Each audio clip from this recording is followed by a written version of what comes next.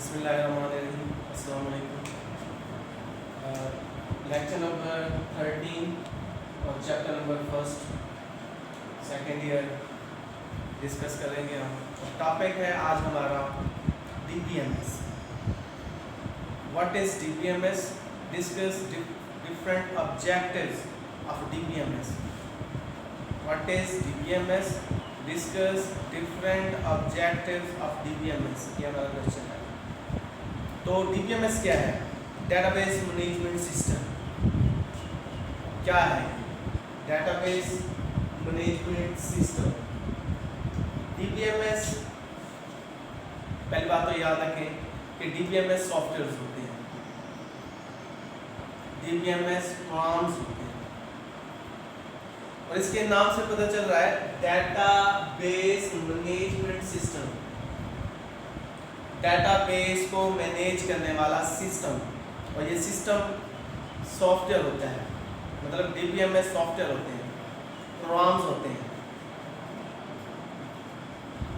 और ये जितने भी इदारे हैं जिन्होंने अपने DB बनाए हुए हैं, डेटाबेस बनाया हुआ है, तो डेटाबेस क्या था ये भी हमने पढ़ा था। Collection of related data set is known as database. collection of related data set is known as database, या collection of related files is known as database। Files इकट्ठी की जाती हैं, रिलेटेड फाइल्स, तो डेटाबेस बनता है। और उस डेटाबेस को मैनेज करने वाला जो सॉफ्टवेयर होता है, उस सॉफ्टवेयर को क्या कहते हैं? Database management system. और ये आमतौर पे ऑर्डर करके बनवाए जाते हैं, कुछ बने बनाए भी मिलते हैं। इसकी मैं आपको फेमस एग्जांपल बताऊं। ये हमारी विंडो जो है ये भी DBMS है, विंडो भी DBMS में आती है। बैंक देख लें, नादरा देख लें, इस तरह के जो इदारे हैं बड़े बड़े जो कंप्यूटराइज हैं, जिनका सारा डेटाबेस कंट्रोल किया जा रहा होता है कंप्यूटर के ऊपर, तो वो DBMS के थ्रू कंट्रोल किया जा रहा होता है। वो DBMS बनवाते होते हैं, हर एक इदारा अपना एक DBMS बनवाता है अपने DB को चलाने के लिए। डेटाबेस बनाया होता है, उसको चलाना है, मेंटेन करना है, तो वो फिर DBMS बनवाया जाता है कि वो DB को कंट्रोल करे, डेटाबेस को। तो प्रॉपर डेफिनेशन हम करते हैं, लिख सकते हैं आप। DBMS is a collection of program का मजमूआ, क्योंकि इसमें बहुत सारे प्रोग्राम होते हैं, छोटे छोटे functions. is a collection of programs that can be used to create, maintain, access DB in a convenient and efficient manner। DB को क्रिएट करना है, DB को मैनेज करना है, DB को एक्सेस करना है अच्छे तरीके से, शानदार तरीके से, तो वो किया जा सकता है। और किसके थ्रू? DBMS के थ्रू। DBMS क्या है? सॉफ्टवेयर। फिर आगे, फिर DBMS के थ्रू DB को कंट्रोल करना है, तो उसके लिए फिर एक सॉफ्टवेयर भी इंस्टॉल किया जाता है, डेटाबेस मैनेजर। डेटाबेस मैनेजर के थ्रू DBMS भी इस्तेमाल करके DB को कंट्रोल किया जाएगा। Database structure can be handled through database manager software। Definition कर देता हूं, मैं लिख देता हूं। पहले तो ये याद रखें कि DBMS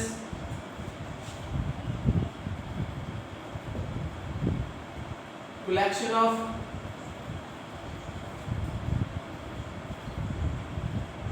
program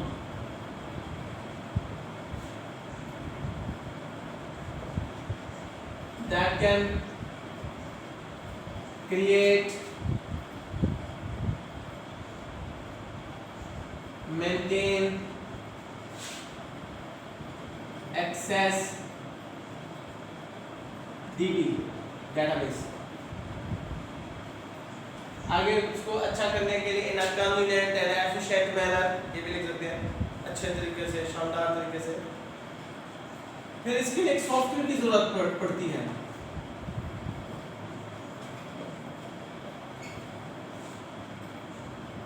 वो है डेटाबेस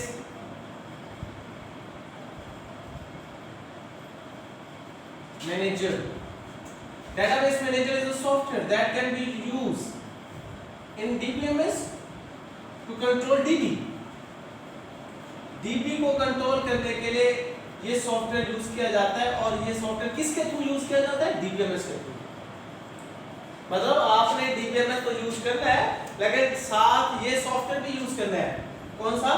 डेटाबेस मैनेजर। फिर आप कंट्रोल कर सकते हैं डीबी को। तो ये इसकी डेफिनेशन है। अब नेक्स्ट हम इसके ऑब्जेक्टिव डिस्कस करते हैं। ऑब्जेक्टिव, इससे पार्ट्स।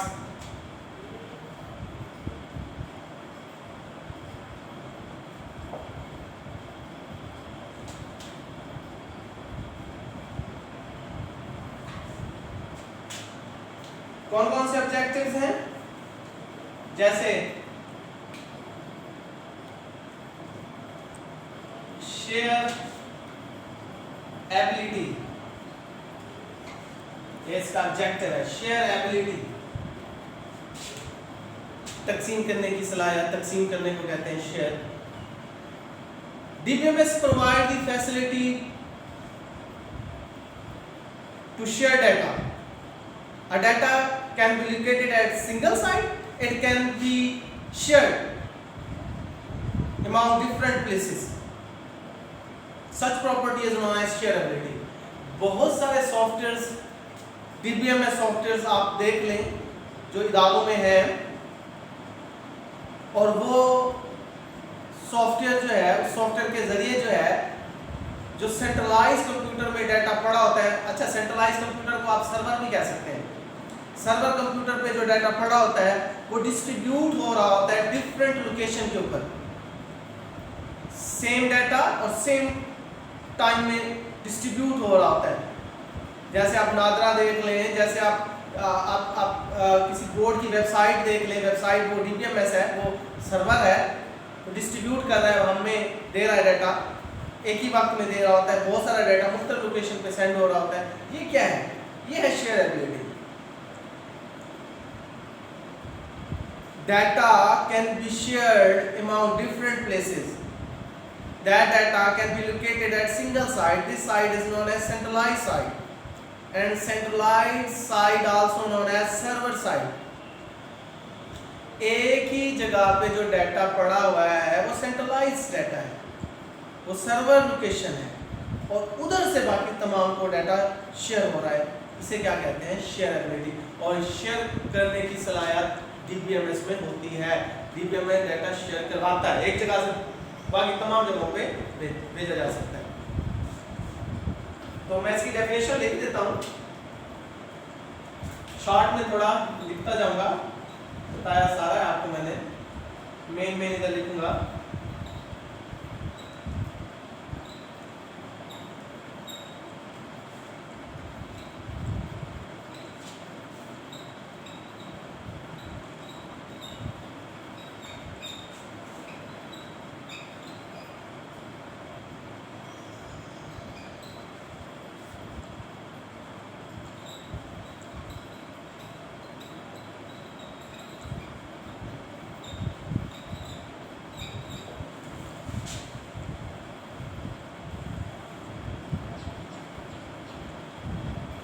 इसी तरह नेक्स्ट ऑब्जेक्टिव है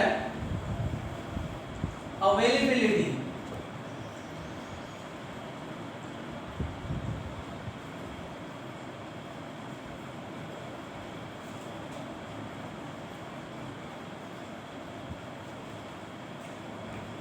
अवेलेबिलिटी, अवेलेबल से निकला है, अवेलेबल, मुयस्सर, मिलना। When and where data is required, then it can be available through DBMS. आपको जब भी कहीं से भी किसी भी डाटे की जरूरत पड़ती है, आप ले सकते हैं, और ये DBMS आपको प्रोवाइड करेगा। ठीक है, ये वेबसाइट जो है DBMS है, सर्वर है। हम रात के 12 बजे उठ के ओपन करें वेबसाइट, हमें उससे किसी भी किस्म का डाटा चाहिए, कहीं से भी चाहिए, मांगते मिल जाता है। ये कौन दे रहा है? डीबीएमएस सॉफ्टवेयर दे रहा है। DBMS can provide data when and where. हमें जब भी कहीं से भी जो भी डाटा चाहिए वो मिलता है, डीबीएमएस देता है हमें। डीबीएमएस ये नहीं कहेगा कि ये आपको नहीं मिल सकता या अभी नहीं मिल सकता, नहीं। तो ये चीज अवेलेबल से निकला है। ये भी आपने याद रखनी है बात। मैं लिख देता हूँ, शॉर्ट लिखता जा रहा हूँ।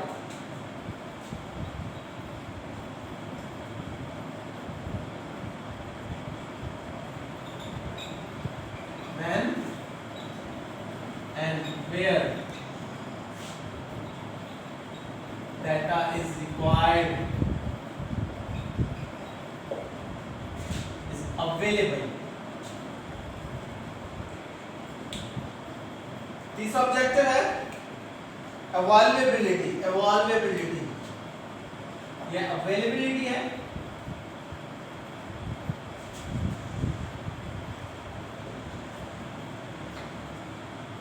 अवेलेबिलिटी,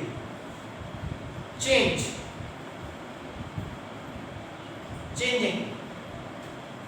डेटाबेस के अंदर अगर चेंजिंग करनी है, और डेटाबेस में क्या होता है? डाटा होता है, ये भी याद रखना। डेटाबेस के अंदर अगर आपने चेंजिंग करनी है तो हो सकती है। डीबीएमएस ये फैसिलिटी देता है कि आप डेटाबेस में चेंजिंग कर सकते हैं। और चेंजिंग याद रखें, चेंजिंग की दो वजूहत हैं, यूजर रिक्वायरमेंट एंड टेक्नोलॉजी। ये आप बात हमेशा याद रख लें कि जब भी चेंजिंग आती है किसी भी चीज़ के अंदर तो दो वजूहत हैं, यूज़र की ज़रूरियात बढ़ रही होती हैं या टेक्नोलॉजी नहीं आती है। यूज़र की ज़रूरियात जब बढ़ती है ना, चीज़ के अंदर चेंजिंग आना शुरू हो जाती है चीज़ों में, या टेक्नोलॉजीज जब नहीं आती हैं फिर चीज़ों में चेंजिंग आती है। ये बात याद रखें। अवेलेबिलिटी, चेंजिंग की दो वजूहत हैं, याद रखिए बात चेंजिंग की।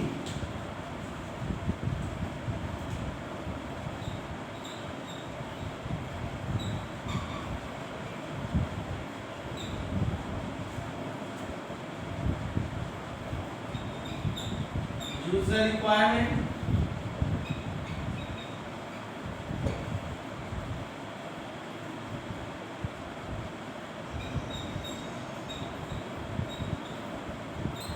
और टेक्नोलॉजी। जब टेक्नोलॉजीज आती है नई तो चेंजिंग आती है, या यूजर हमारी ज़रूरियात जब हमारी रिक्वायरमेंट जब आती है यूजर की तो फिर चेंजिंग आती है। हाँ, पाकिस्तान के अंदर मोबाइल जो भेजे जाते हैं आगे से वो लाइट लगी होती है, क्यों? क्योंकि पाकिस्तान में जितने भी यूजर्स हैं उनकी ये डिमांड है। यहाँ पे एनर्जी का बहरान है, अब ठीक हो गया, पहले स्टार्ट में देखे आप तो वो लाइट लगा के दे देती है कंपनी, उनको पता है कि पाकिस्तान में ये इस चीज़ की ज़रूरत है। यूज़र रिक्वायरमेंट, देखे ना मोबाइल में लाइट पहले तो शुरू में तो नहीं होता था, अब ये रुझान पड़ा है कि लाइट लगाए, रिक्वायरमेंट जो बड़ी यूज़र की। बैंक ऐसे चलते थे, एटीएम मशीन तो अब आई है ना, जब टेक्नोलॉजी आई नहीं कि भी एटीएम, हाँ क्या वो अंदर से आए लाइन लगाए बाहर से बस मशीन से पैसे निकाल के चले जाए, कोई टेक्नोलॉजी आई, ज़रूरत बनी, अब सारी बैंक जो है वो उन्होंने एटीएम लगवाए हैं। फिर उनकी ये मजबूरी थी कि डेटाबेस में चेंजिंग किया जाए, डेटाबेस के अंदर ये चीज़ इजाफी ऐड की जाए, क्या एटीएम टेक्नोलॉजी के अंदर चेंजिंग आई। फिर देखते जाना है, फिर ये दो वजूहात हैं चेंजिंग्स की, या यूज़र की रिक्वायरमेंट बढ़ती हैं चेंजिंग आती है, या टेक्नोलॉजी जब चेंज होती है या नई टेक्नोलॉजी आती है तो चेंजिंग आती है। फिर चेंजिंग दो चीज़ों में होती है, याद रखिए बात। चीज़ों के अंदर चेंजिंग या तो कंटेंट्स के अंदर चेंजिंग लाई जाती हैं, या स्ट्रक्चर के अंदर, ये याद रख लिया। कंटेंट्स कहते हैं उसके अज्जा, हिस्से, स्ट्रक्चर, ढांचा। चेंजिंग ये दो चीजें हैं। जब चेंजिंग आती है तो चेंजिंग कंटेंट्स में होती है, जब चेंजिंग जब आती है तो चेंजिंग स्ट्रक्चर के अंदर आती है। जैसे मैं आपको बताता हूँ, मोबाइल का एक नया मॉडल आया है, अब नए मॉडल में चेंजिंग होगी। हाँ, सीरीज है, उस सीरीज का एक नया मॉडल आया है, अब उसमें चेंजिंग क्या होगी, मोबाइल पिछले की तरह का होगा, बस वो अगले मॉडल में उसके जो कंटेंट्स होंगे वो चेंज होंगे। कंटेंट्स का मतलब अंदर जो उसके समझ लें कि वो हिस्से हैं, अज्जा है, एप्लीकेशंस हैं, या फिर वो मोबाइल का ऊपर स्ट्रक्चर थोड़ा चेंज कर देंगे। मोटर बाइक का नया मॉडल आता है, कंटेंट्स चेंज होंगे या उसका स्ट्रक्चर चेंज होगा, या दोनों चीज़ें भी। कंटेंट्स में उसके जो हिस्से हैं उसमें थोड़ी तब्दीली कर देंगे, हेडलाइट में इधर वो अपना दूसरा वो उसके जो है टायर वगैरह या जो भी है उसका, या उसकी थोड़ी स्ट्रक्चर शेप चेंज कर देंगे। हाँ, तो दो चीज़ों में चेंजिंग होते हैं, स्ट्रक्चर या कंटेंट्स, और चेंजिंग की वजूहात भी दो हैं, यूजर की रिक्वायरमेंट या टेक्नोलॉजी। तो इस चीज को, चेंजिंग को क्या कहते हैं, अवेलेबिलिटी। लास्ट हमारे पास है इंटीग्रिटी, डाटा इंटीग्रिटी।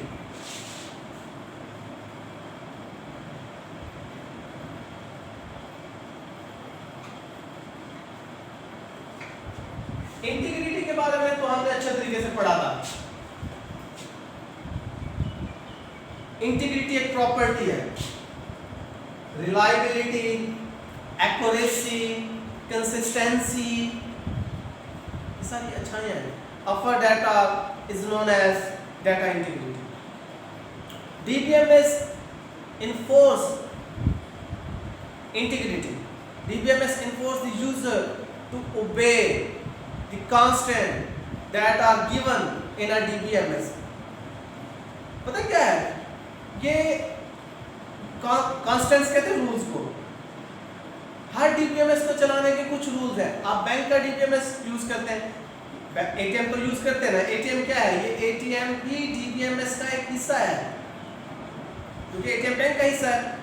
अब ATM को यूज करने के रूल्स हैं कि भी आप इंटर करते हैं कार्ड, फिर वो पासवर्ड वगैरह, फिर भी सारा। ऐसा तो नहीं है कि आप जाएं और मशीन को खोल के पैसे उठा लें, मतलब रूल्स हैं। और रूल्स में जब चला जाता है तो इंटीग्रिटी आती है। मतलब इंटीग्रिटी का मतलब वो चीज़ करेक्ट हो जाती है, एक्यूरेट हो जाती है, कंसिस्टेंस हो जाती है। और ये चीज़ DBMS देता है कि रूल्स पे चलो, वो जोर देता है। Integrity is another name for data protection. याद रखते हैं, इंटीग्रिटी डाटा की प्रोटेक्शन का एक दूसरा नाम है। मतलब प्रोटेक्शन, इंटीग्रिटी का मतलब प्रोटेक्शन हो रही है। Integrity increase the quality of database. Integrity database की क्वालिटी को बढ़ाती है, मतलब वो करेक्ट रहता है, करेक्ट रहता है, उसमें गड़बड़ नहीं होती। DBMS इंटीग्रिटी देता है, मतलब करेक्टनेस देता है, एक्यूरेसी देता है। ये याद रखिए आपने। तो ये भी मैं लिख देता हूँ, लिखते जाएं। इंटीग्रिटी का मतलब हो गया, मतलब इसमें एक्यूरेसी हो गई, इंटीग्रिटी से मुराद कंसिस्टेंसी हो गई,